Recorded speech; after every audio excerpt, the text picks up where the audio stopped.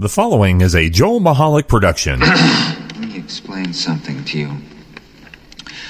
Whenever you come in here and interrupt me, you're breaking my concentration. You're distracting me. And it will then take me time to get back to where I was. Understand?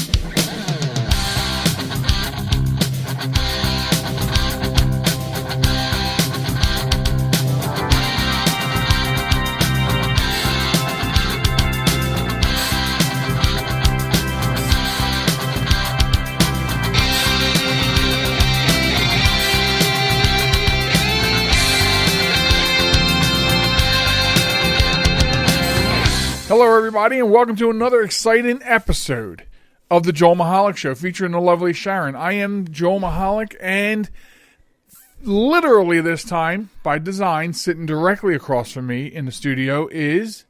The lovely Sharon. The lovely Sharon. Hi, lovely Sharon. Hi, lovely Joel.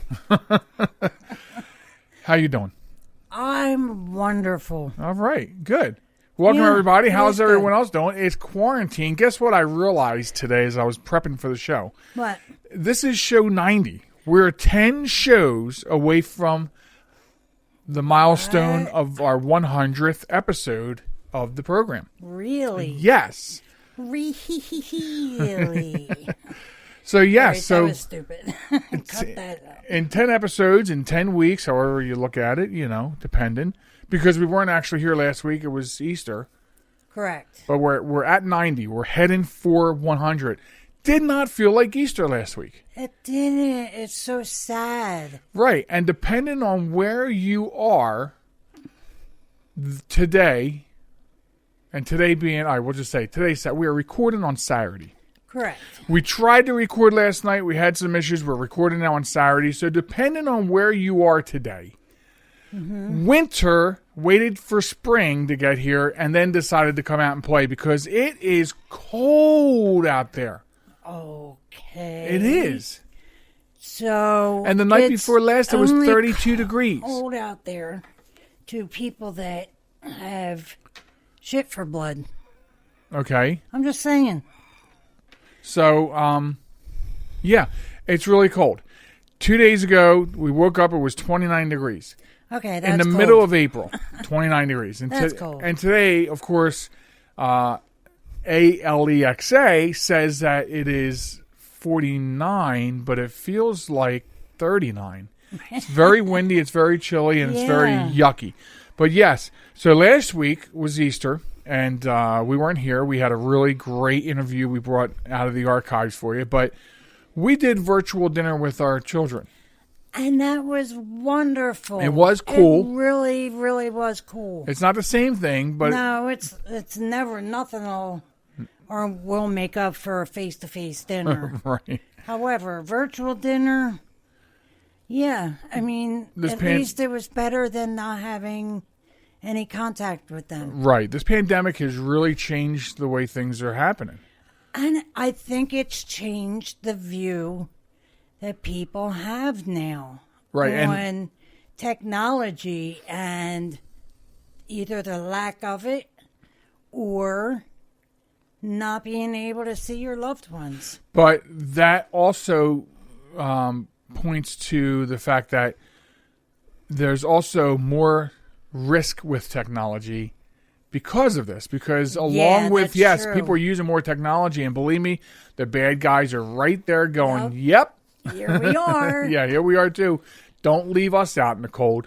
And they're trying really hard. They really believe they're essential personnel, don't they? It's a multi-billion-dollar business, so I guess it is somewhat essential.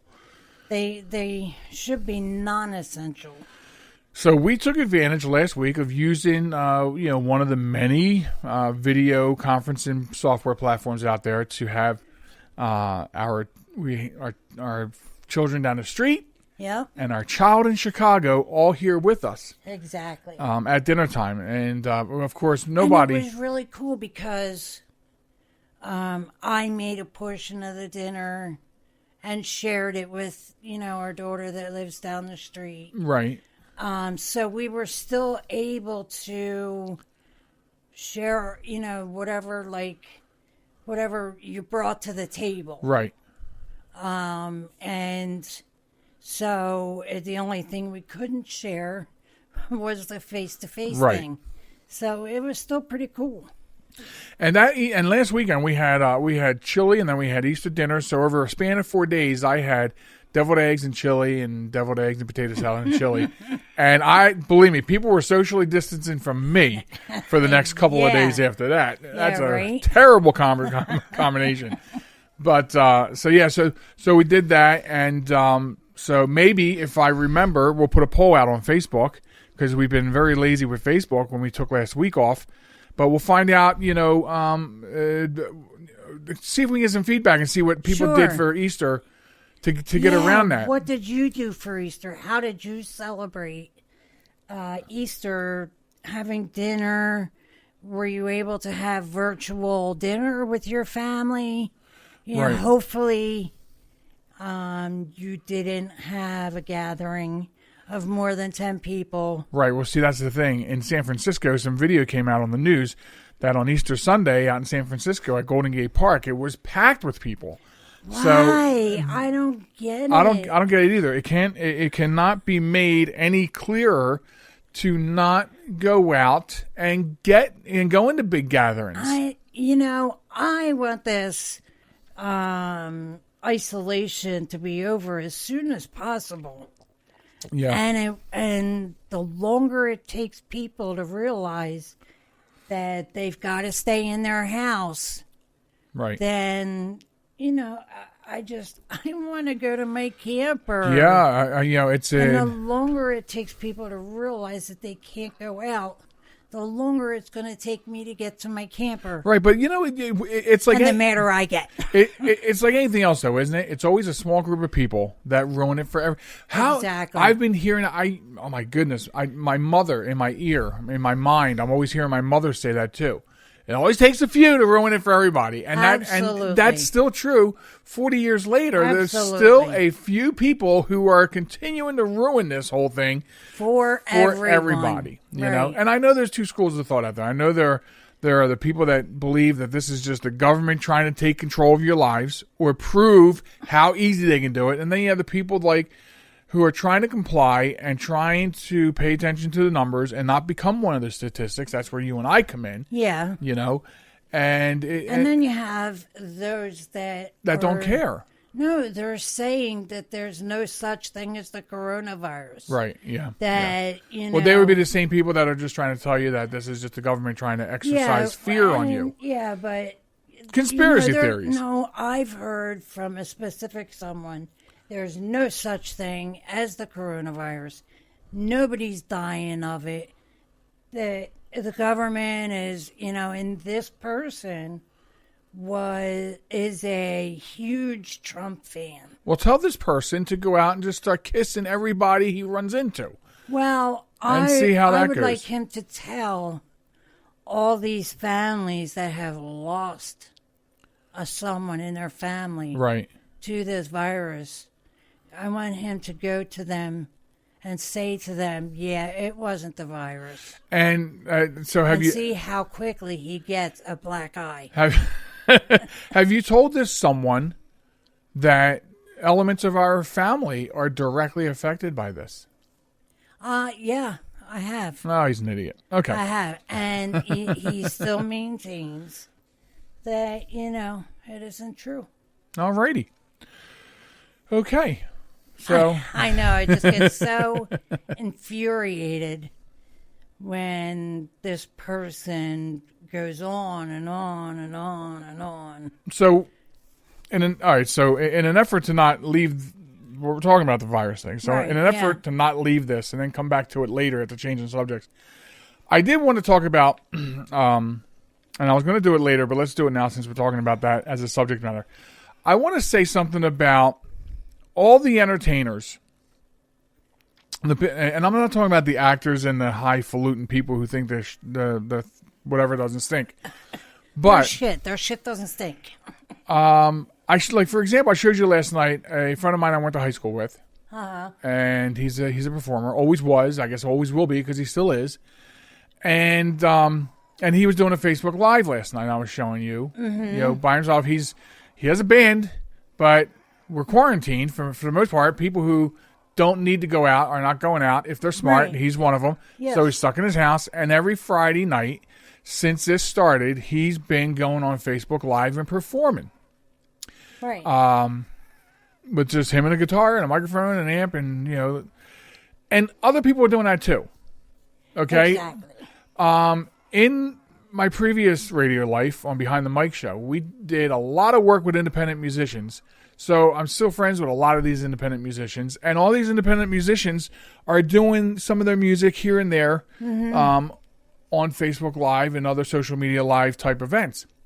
And then some comedians that we know, local, regional, and whatever, they're doing the same thing. They're doing some of their stand-up comedy to Facebook Live. And I just wanted to point out that, again, life has changed for us. But here you have these people who, okay, the bars are closed. They can't go play in bars and clubs. Right. You know what I mean? So they're performing, on Facebook Live. Okay. And so they're not getting anything for that. So they're not getting door revenue or door revenue, whatever. Right. But they're doing it, and they're doing it for everybody who follows them to enjoy. And I just wanted to not only point that out, but I also wanted to kind of throw some kudos their way that they're doing this. Right, exactly. Because it certainly does help with the sanity. Okay, you can't go out and see this performer like you might once or twice a year when they come around the area, but here you get to see them on Facebook Live. And it costs you nothing. Right. So unless you don't have a computer or the internet, and then you have to go out, buy a computer, then order the internet. So to me, that's them. That's them doing their part. It was funny. You didn't laugh. I'm sorry. Okay, no, not that laugh. I was rude and interrupting you. As I no, that's do. fine. That's fine. I'm sorry. That's fine. That's how we do things around here. I know, but it still doesn't make it right. So I just wanted to give a big shout out to them. Okay. Yes. Absolutely. For what they're doing. Yes. They're providing. I would call it an essential service of sanity. Yeah. For people. Absolutely. And I don't know who started it, but like I said, last night I was working, doing remote work, and so I had Brian O'Boyle. His Facebook Live was on. Once or twice, you have the comedian Aunt Mary Pat Sabatino, who imitates old Delco. So, right. I love performing that person. And so just a big shout out to these people and everyone else. And then how about the people that have TV shows? Okay. What do you mean? Well, for instance, who were you watching last night? A little bit. What is her name? Come on now. Ellen DeGeneres. Oh, yeah. And a lot of... And she's doing her show from her house. So are pretty much all of them. No audience in a closed studio or in their house. Right. Doing their thing, So again, and that's got to be tough because now they're doing it without guests. Yeah, they have to get more creative as far as what their content's going to be. Absolutely. We don't typically do interviews, so we don't have to worry about, oh my God, what are we going to do? Right. We just do our thing. But yeah, so we're seeing this, and yes, it will come back. Absolutely, it'll come back. Right, to some extent. But I think that we will be wiser and smarter, and I hope so. I really do hope so. I know you and I will be smarter and wiser. Right. But I'm talking about because we pay attention. Everyone else, right? Yeah. Everyone else out there. And so they are saying, and there's probably a piece of truth to it, that we won't get back to 100% until that vaccine is in place. Right. And really it is, because there's already been medical proof that this virus, you can catch it over and over again.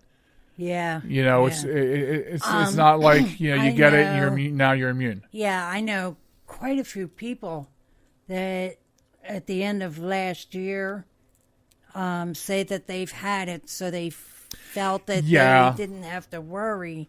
But in fact, I would think you have to worry more so. Yeah, there's a segment of people, and Katie, our daughter in Chicago, is one of them, who believe that I had this really bad illness in December or in November, so I must have had it. Yeah. And I see the logic behind that. Right. But as you said, don't take that as meaning I'm fine. I had exactly. I would be extra careful. Like last year I had pneumonia. Okay, the end of last year, remember? Yes, I do. And it scared the bejesus out of me. Yeah, and or the bejesus.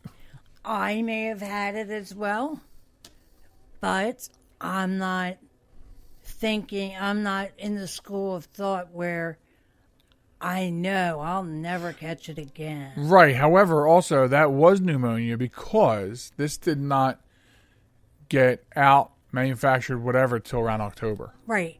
No, I'm not saying it wasn't. Oh, okay. That it was anything else. No, it was pneumonia, straight up pneumonia.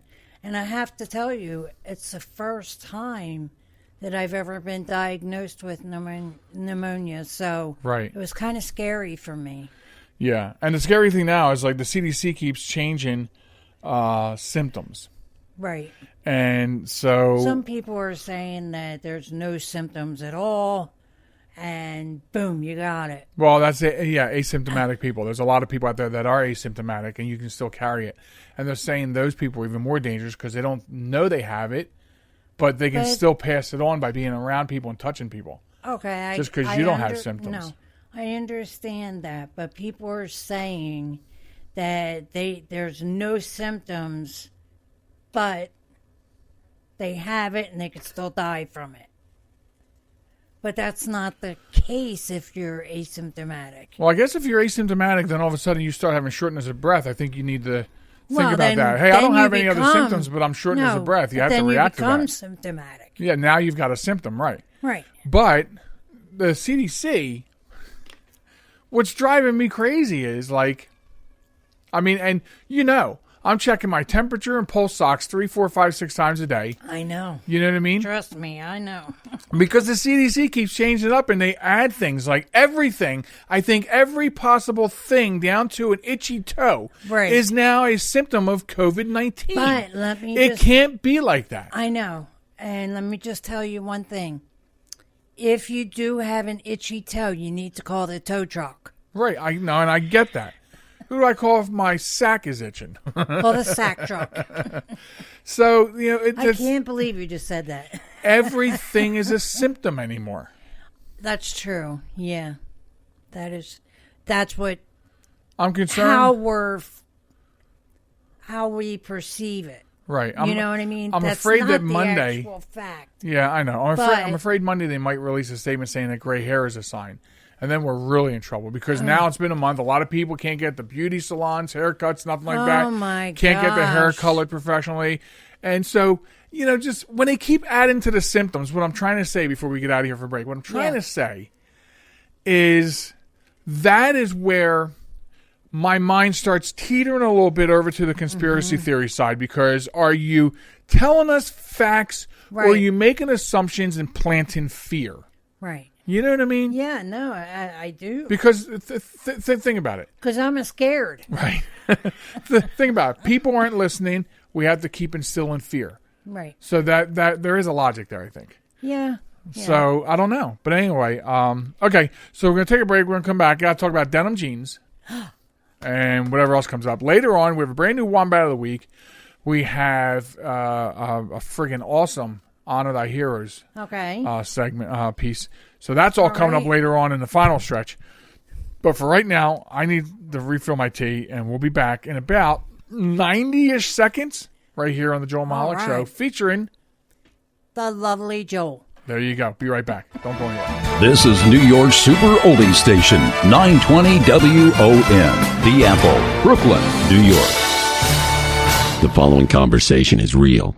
It took place on Tuesday, June 8th of 2004 between a Blonde Star advisor and a subscriber. Blonde Star emergency, this is Steve. Is there an emergency in your vehicle? Oh my god.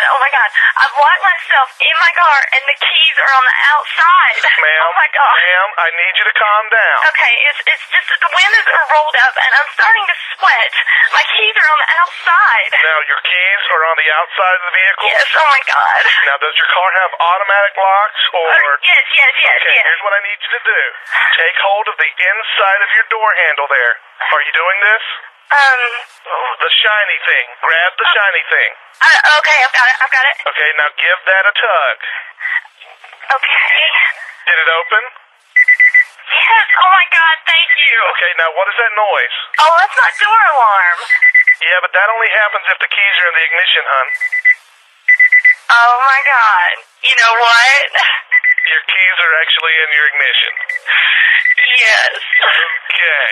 Oh my god, thank you so much, Blonde Star. That's why we're here. Do you need anything else? Blonde Star. No, that's Always it. on, because you're always blonde.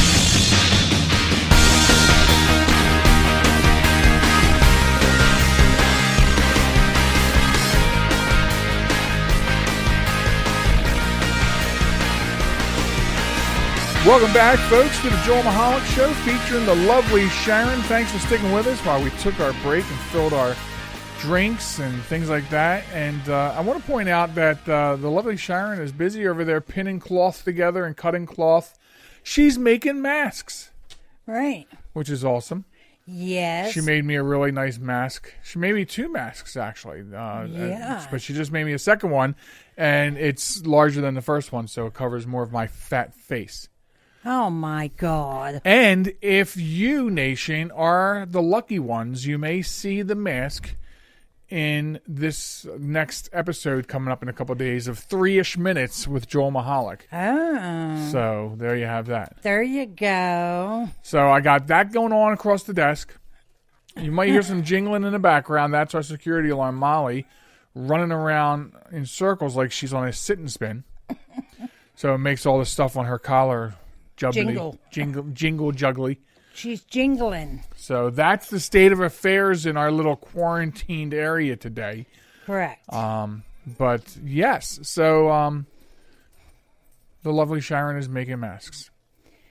Out of whatever too, because my first mask, I think you cut up a bed sheet, right? No, it was a pillowcase. Far cry, I know. I know. Well, you kind of have to use what you got. Yeah. And that's because everybody's making masks these days. And, you just have to use what you got. So let me talk about another fabric that I have a gripe with. Okay. And I've been carrying this grudge, this chip on my shoulder, if you will, for quite a long time, but there's so much subject matter that we can pick and choose from at any time, and there's no format to the show. It's ours. We do what the hell we want. Exactly. That I keep forgetting to bring it up. Right. Okay, so bring it up. But I was getting dressed the other day, and it reminded me. Denim jeans. Okay. What's the deal with boot loop? Boot loop? What's the deal with the belt loops on denim jeans? Because here's my point. I have 2 pairs of denim jeans, fairly new, that have broken loops on them very early on from doing next to nothing to make that happen. That's part 1. Okay. Part 2 is when it breaks away from the jeans, used to back in the day, way back when in Yonderville, you could take a needle and thread and I could sew it back on. Right, but there's a hole there now. Yes. And I'm just wondering, that's my 2 points. Why do they break when the wind blows and they just snap off and leave a hole? Okay, so it takes a little more than that to snap a hole. The belt loops are breaking, and I can't reattach them like I used to could. You used to could. Right, and it's making me angry. It is just like a 3.5-foot flame. It burns my ass. Wow. Okay. Over to you, Sharon. Your explanation. Okay, so my explanation is this. And you can't say I'm crazy. No, I won't. Okay. The explanation is your belt. Your belt is the reason that it's doing this. apparently your belt is too wide because it puts stress on the seams of your belt loop. So therefore art thou. Permission to rebut. Okay, no. No. Let me finish. Okay. So yeah, that's why. And they are fixable. You can get a piece of material, denim, and put it behind the hole, sew it in, do what you got to do. But, whenever your belt loop breaks, it usually breaks first without the hole. Okay. I would really like to redress. Okay. Your turn. I would like to redress my grievance. So, the denim jeans, when I put my belt on, I have a whole lot of extra loop flopping around, okay? When I put on my work style pants made by Dickies, okay, I have to shove the belt in every loop. Every loop. In fact, sometimes it's so harsh, I need to have you help me behind me because I'm also fat. And so they're real tight. So if you want to talk about a belt that overstretches the loops, those on my Dickies pants, every single pair, they're so stressed that the top portion of the pants during the course of the day will fold over the top of the belt. And then, of course, if you look at me, it looks like I'm wearing tighty whities and they're bleeding out. Yes, it's very bad. It's very bad. But I'm trying to tell you. I understand. Excuse me. Let me just come out from my booth. Look. In fact, now none of these are broken, but look at the extra play. And look at this, it's flopping over. Do you see that? Well, that's because I'm fat. Right. But I'm trying. That's it. That's the only reason. My point is that the denim jeans have plenty of belt loop to accommodate the belt and then some, compared to say my work pants made from Dickies. Right. So, I guess you know what I think, and I'm not trying to be. I'm not trying to create a label for myself. So, contrary to what other people who hear me say this might think, I think Dickies are made in America, and I think most of your denim jeans are now made in Asian countries or very low labor countries. So I don't think the quality is there like it used to be. And you're absolutely correct on that. Absolutely. Dickies aren't made in America? No, I don't know that. I know that denims, though, Levi's, I'm pretty positive they're made in America. That's bull, man. We got to talk to somebody about this. Come on now. Listen. So not only is it the fact that your belt loop is 6 inches wide. I mean, your belt is 6 inches wide. It's not 6 inches wide. I'll measure it right now. Oh, no. Please don't pull it out on the table. But it's also the way you pull it off and put it on. When you pull off your belt, what do? You yank it. Okay. Correct? Am I correct? Permission to redress. No. You are correct, but I would like permission to redress before you change on to another piece of this. Okay. I must redress. So when I pull it off my jeans, it usually comes flying out. When I pull it in the same fashion off my Dickies work pants, I have to take the pants off and get into a tug of war. Different kinds of pants. But I keep going back to the point where you're saying that my belt is overstretching the belt loops. Okay. You're talking about two different materials. Okay, jeans are jeans, Dickies are Dickies. And that's that. But no, it's the way you pull it off your jeans, too. Because I've watched you. I know you have. You just rip it right off. You don't gently pull it out until it comes off your... Ain't nobody got time for that. Well, that's the reason why. Now. All right, I'll give that a try, but...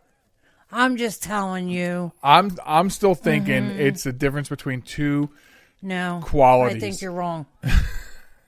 Wait, I don't think you're wrong. I know you're wrong. You know what? What? You're so full of it. What? Sorry, Did folks. you I just hit the mic. say that your wife is full of it? Full of love. I'm thinking you might be right on that aspect, that I am very much full of love. So now something else I wanted to bring up, Okay. and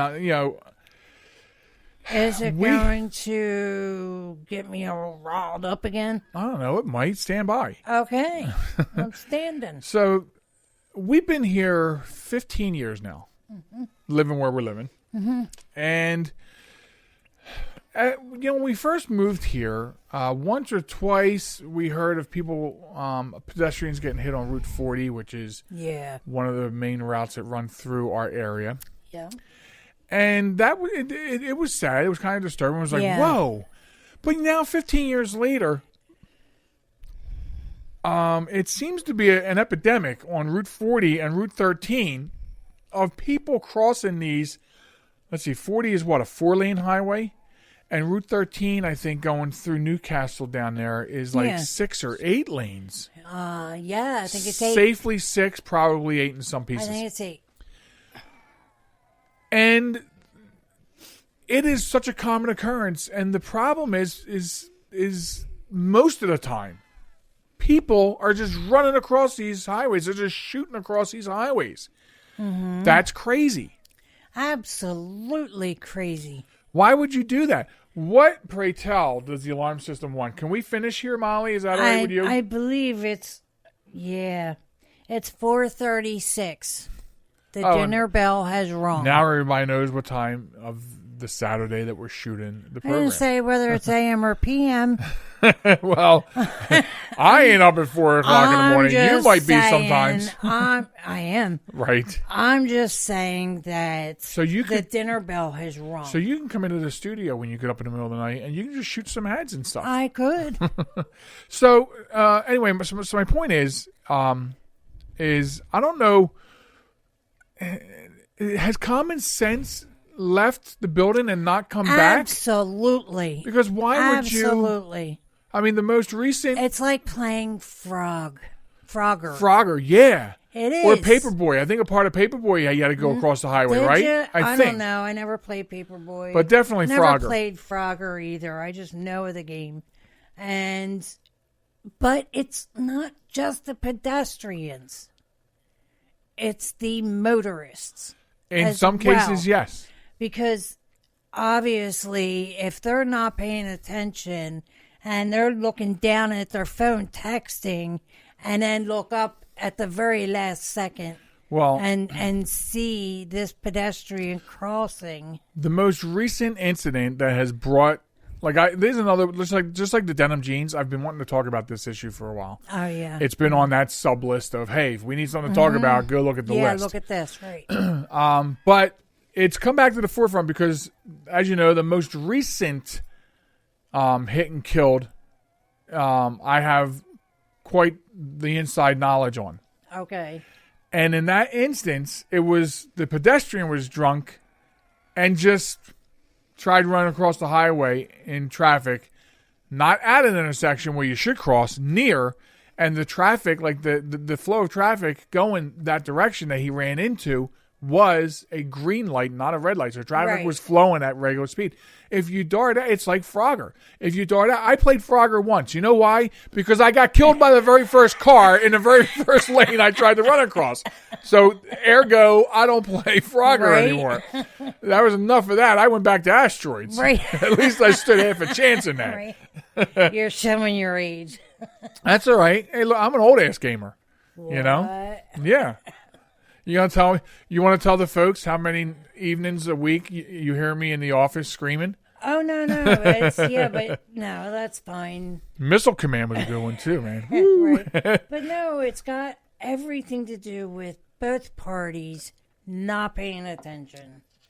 I'm not going to argue with that because as the driver of a vehicle, yes, you should be in full control of your vehicle at all times. Exactly. I just don't know. I guess there are circumstances where, when you're talking about speed of two objects meeting, whoop, I keep hitting the mic stand, whether the driver of the vehicle has time has that time. Right. It's going to come down to really what's the distance of the person entering the path of the vehicle. Right.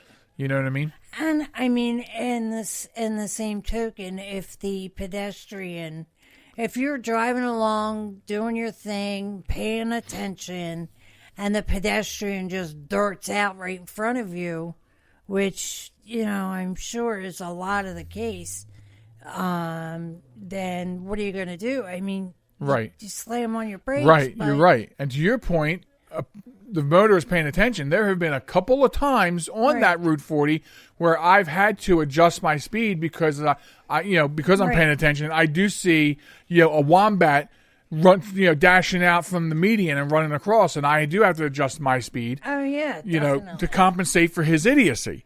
Correct. So you see it all the time. Mm-hmm. So anyway. So I wanted to bring that up. Just like I'm sure it happens in other places, but it has, and 40 and 13 intersect. So it's become like this phenomenon here. And when you think about and it's a bad phenomenon. Yeah, if you stop and think in 15 years, how many people we've seen in the news hit, killed, seriously injured, on those two roadways. You're right. I mean, wow. Wow. That was her telling you to get the heck up. The business. She is telling me the business. So, I don't know. Common sense, man. It's going. And I agree. And you joke with me that, wow. And wow, she's registering too. If that's her on the meter, that's a good register. She's registering as loud as you are, and your mouth is right at the microphone. So, you joke with me about common sense. Right. And you have none. That's not true. Is it? Yeah, no, it's true. But I really do think sometimes that common sense has flown the coop and is not coming back. Absolutely. I agree. I mean, everything comes back around, right? Yep. I'm hoping that, manners and common sense come back into style again one of these days soon. For the sake Someday. of for the sake of mankind. Right, yeah. True. Exactly. True. All right, folks. Well, Molly must know really good timing because we're quite near the end of the segment. Okay. And so I just want to remind everybody that when I come back from this next break, we have Wombat of the Week. We're honoring a new hero. If time permits, we'll do one last thing, and I hope it does. But we'll see about that. Okay. And so that's the lineup up and coming. So you're taking off. I am. Unfortunately, but proof is right there. Hopefully we got her on the air because the proof is right there how she hounds you to death. She does, and it drives me crazy. Yeah, no, I get it. I do. So anyway, folks, stand by, okay, for the third stretch. And you have to say goodbye, Sharon. Goodbye, Sharon. See, she said goodbye. So how's it? Au revoir. What's the French word for goodbye? Goodbye. No, it's not. I thought you had a little French in you. Well, it doesn't mean I speak it. Au revoir, I think it is, or something. Okay. You know what I mean? I don't know. Yeah. You know what? The easy way to say it, aloha, because that's Hawaiian for hello and goodbye. Right. All right. So that would be a strange phone call. Okay, so aloha, Sharon. Aloha. Okay. All right, folks. All right. She's out of here. She's going to work with Molly, make my dinner. All right, when I come back in 90 seconds or so, I'm going to have some more stuff for you. We'll finish up with the third stretch. Don't go anywhere. This message is for all of you sitting in the passenger seat. And apologies if it gets a little uncomfortable, but how does it feel to be at the mercy of someone who thinks a random text is more important than your life? Someone who takes their eyes off the road while speeding along in a 3-ton hunk of steel. Freaky, right? Well, why not just ask them to stop? Or better yet, volunteer to text for them. It might be a little awkward, but believe me, you'll live. Learn more at stoptextstoprex.org. Brought to you by the Ad Council and the National Highway Traffic Safety Administration. Broadcasting from a crummy little studio in Baltimore, Maryland. This is Reality One Radio. You see why we need your donations?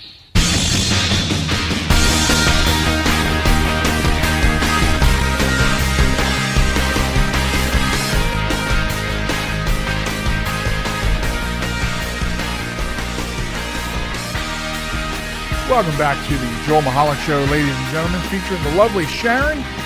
And welcome to the third stretch of the program. This is where we bring out a couple of our regular segments and fill this piece up. We're glad you hung out and stayed behind. We're also, if you're a first-time listener, I will explain to you how you can get involved with both the Wombat of the Week and the Honor Thy Heroes segment.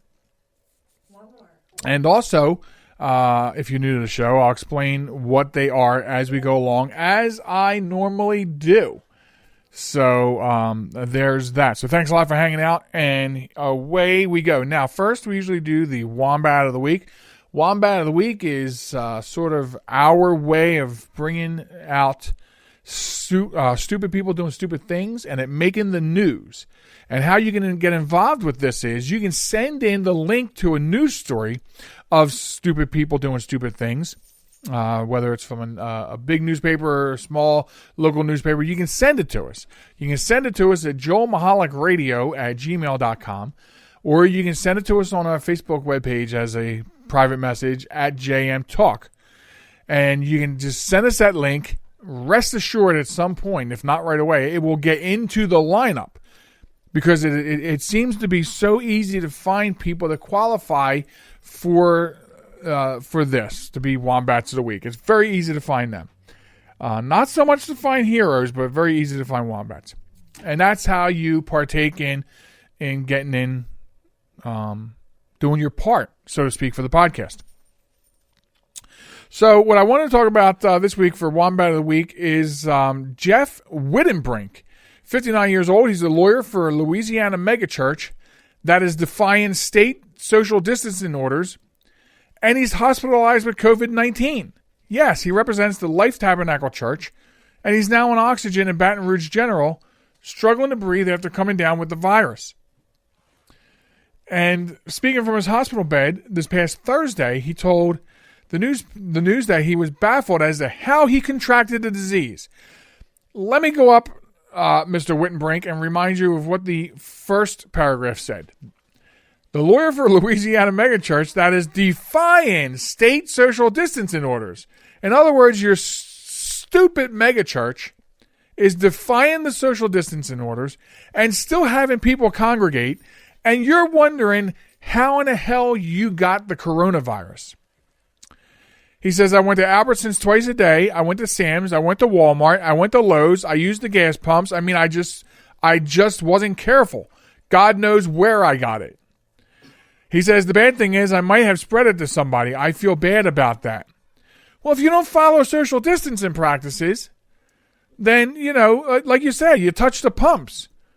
A couple of weeks ago, we talked about on the program that you should wear gloves or some sort of covering or use rags or something so you don't have to touch the gas pumps. Because you don't know who else touched it. Wittenbrink makes no mention of the fact that he could possibly have picked up the virus or passed it on to others at Life Tabernacle, where he attended 2 services earlier this month while defying state orders to socially distance. So he is helping to represent Life Tabernacle Pastor Reverend Tony Spell, who is preparing to mount a legal challenge against Louisiana Governor John Bel Edwards, who has placed restrictions on religious gatherings. Now, this is going to be, it's not too tricky, but I'm going to turn this one Wombat of the Week into a double shot Wombat of the Week, because Reverend Tony Spell has put out an announcement to his parishioners, or whatever the hell you call people that go to a megachurch. He has called for them to donate their stimulus checks to the church when they get them. So you're broke, you're hungry. Yes, come to church. We're gonna make you feel better. We're gonna defy orders and gather you all in large gatherings and preach to you. It's a shame you're out of work. You're looking for answers from God. God needs your stimulus check. You don't need it. God needs your stimulus check. So please send your stimulus check to the Life Tabernacle Church, where we defy social distancing. So And that's my whole point. My whole point here is that not only is the lawyer for the church, Jeff Wittenbrink, but also the Reverend Tony Spell of the church is our double Wombats of the Week. So, by the way, the Reverend, who's mounted a legal defense, he's been charged already with 6 counts of violating the governor's orders to close the church to the public amid the pandemic. The church boasts thousands of members, around 1,300 congregants. Okay, that's the proper name, folks, congregants. About 1,300 showed up on Easter Sunday service, despite the fact that Louisiana has become one of the country's coronavirus hotspots. So, this is what Sharon and I were talking about earlier when we mentioned San Francisco, the Golden Gate Park on Easter. Everybody gathering there. Oh, it's a beautiful day. Let's go out there. Let's go out and what? Infect people? 1,300 people attended Easter service at the megachurch? And you wonder, how did I get infected? I only went to church twice when I wasn't supposed to, and then hit up 3 stores and 2 gas stations in the same day. God knows where I got it. Help me, Jesus, where did I get this coronavirus from? So, double shot right there. Double shot Wombat of the Week right there. Idiots. So there you have it. Okay. So I don't have it at my fingertips. Oh, by the way, don't forget, get your stories in to us. This is what I'm talking about. Stupid people doing stupid things. This is what Sharon and I were discussing in the last segment. Lack of common sense. Okay? You are told to do that, not do this. They want everybody to do their part. Okay, let's make that clear. This is not martial law. They're not holding an M16 at your head and telling you to do it. Okay? So I guess they can use that as a defense, but the fact of the matter is that they are allowing it. They are giving it what it needs to spread, and that's the sad part about what they're doing. So I feel really bad for the congregants of that church. So, okay, moving on. Honor thy heroes. Another thing we do each week, we go after the people that are idiots. We also go after the people that go above and beyond to help their fellow person. Okay? And it might be an emergency responder, law enforcement, paramedics. Could be your next door neighbor. Could be anybody. It could be me. Could be Sharon. Could be Molly. Molly could catch vermin trying to get in the house. But anyway, in the same token, it's harder for us to find these pockets of people. And that's where I really want your help. Same address, joelmichalecradio@gmail.com. Send us a news story of somebody going out of their way to do things. Now, I usually have reference material in front of me, and I don't at my fingertips. I'm sorry, I sort of sat down and started recording and not having everything I needed. So this is going to come from memory. But who we're honoring this week, and we're very proud to honor these heroes, Harbor Freight Tools. Okay? We love them, right? We love shopping there. Yes, most of our tools come from Harbor Freight. Say what you will about it, and believe me, people do.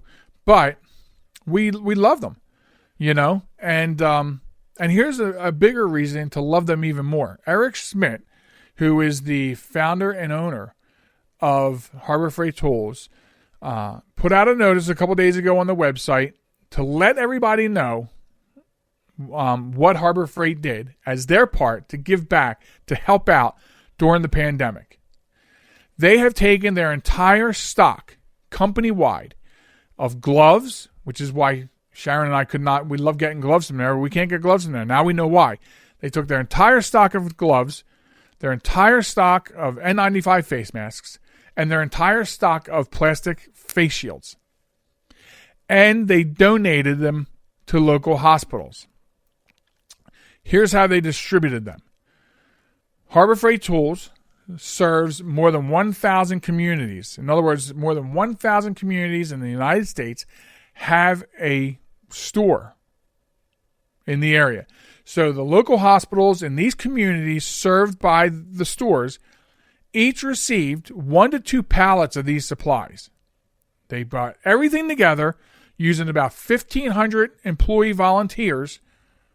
They pulled everything together and they separated it all out, got it all separated out, somewhat equally, I'm sure, and they got it distributed to all the local hospitals and the communities they serve. That is amazing. That is amazing. So there's a company, there's an American company, because let's face it, I know we've even talked about some stories where other countries have, with the help of people getting together and getting supplies here. That's great. Here's an American company that said, you know what, we're not going to sell this stuff. It's more important for us to have our frontline people in healthcare, every aspect of it, from the paramedics on the streets to the doctors and nurses in the hospitals fighting this COVID-19, to have these supplies. And they pulled them all together and distributed them evenly to hospitals in every community. And that's amazing. That is a company giving back during the pandemic. And that's the kind of stuff that we're talking about here on Honor Thy Heroes. That is somebody, a business owner, okay, doing that extra step, okay, to help and to do these things. And that's what's awesome about that. That makes it even better in some respects than masks coming over from China or respirators coming from another country or whatever. Ventilators, I'm sorry, not respirators, ventilators. Appreciated, but this story just really blew us away this week. We just had to cover this one. And so this week, Eric Smith, you and your company, Harbor Freight Tools, have the honor of being the Joel Michalec Show featuring the lovely Sharon, our Honor Thy Heroes recipient for the week. And we thank you very much for your service to those more than 1,000 communities that your stores serve. So remember to get those stories into us. We really want to boast heroes each and every week. And looking for those golden sparks in society are much harder than looking for the wombats in society. So your help is always appreciated to send us, those news stories of everyday people going out of their way for their common man and woman. So thank you very much. So we do have time left. We're going to go into one last thing. And I wanted to, I find that most of the time, one last thing, hold on, I need a sip of this tea. My throat is hurting from talking.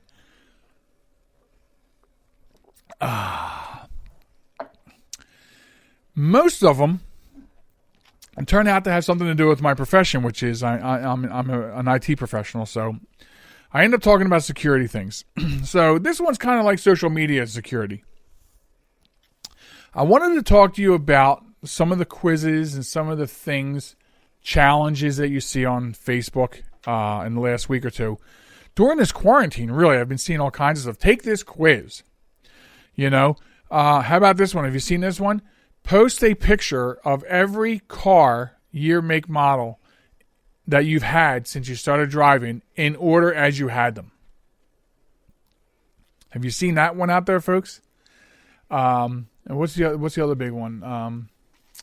There's other ones about number one. What was your favorite song? In the year that you graduated. Post your senior picture. Let me tell you something about all these challenges and things to do. Malicious actors, aka scammers, bad guys, dumbasses, they use this information to utilize the information that you're putting out there to make attempts to crack into your accounts. Think about it. I know that some of my accounts are protected by possibly the question of, what was your first car? Think about that. I'm not saying that these people put these things out, but how do we even know that? Where do they all start? They got to start somewhere. Just because I've seen it from somebody I went to school with doesn't mean that he just had this idea. He got it from somewhere, and they got it from somewhere. And where's the origin of that? This type of information, it seems like fun. Oh, this is fun. Let me go back and, on Google. It tells you. Go to Google and Google every car, make, model, year you had. And then post them in order as you had them. Think about that. Those types of challenges to do that. As you're doing them and thinking, hey, this is fun. It's quarantine. Gives me something to do. I'm thinking about it. This is really cool. It's taking up time. What kind of answers to what questions are being fulfilled by those challenges or quizzes? Think about that. A lot of your accounts are protected by 3 to 5 security questions that can be asked at random if you forget your password. I'm sorry, what was that? Or they use it in their password. Right, or they use something like that as part of their password. So I want you to think about that when you're seeing this stuff. I actually did the car thing, and this don't tell Sharon, who's right across the table, because she doesn't think I have any common sense. And then my daughter texted me and said, you should think twice about that. And I even said to her, I said, I should have known that. I'm an IT guy. I didn't think about that. And then from her telling me that, then I did research on some of the other things that are going on out there on Facebook. Post your senior picture in honor of the seniors who aren't getting portraits this year or whatever. What song did you dance to at your prom? You know what I mean? Like, there are so many questions out there. I mean, just to set Windows up on your computer, you have to answer 3. They give you like 10 or 12 questions to pick from. Okay? And if you think the malicious actors don't know those questions, somebody knows those questions, and then someone is figuring out a clever way to get people involved on social media while they're quarantined to do some sort of silly challenge that might generate knowledge about what might be in their passwords. Think about that. Because if you don't know, I'm here to tell you that email addresses are bought and sold on the dark web every second of the day. And sometimes they come with partial passwords. If you've ever received an email from somebody saying, I hacked your computer, I know that your password starts with this, you can't get out of this, but here's how you can pay me off and I'll go away. That is a part of the big multi-billion-dollar a year scheme. Don't fall for it. Don't fall for it. Be vigilant. Think. And that is one last thing. I want to thank everybody for listening to the podcast this week. Leave us messages. Rate the show if you like. We're seeing an increase in the last couple weeks in downloads. Appreciate it. Thank you for listening. But if you like it, tell other people. Leave us a review. If you don't like it, send us an email and tell us why. So remember the website, www.jmtalk.net. That's where you go. Subscribe to the program. Listen to the program. Check out the news. Get in contact with us. Everything that you want to do right there on the website. We are at Facebook at JM Talk, Instagram and Twitter at JM Talk Radio. So for the lovely Sharon and Molly and myself, we'll catch you next time on the program. Have a great week. Goodbye.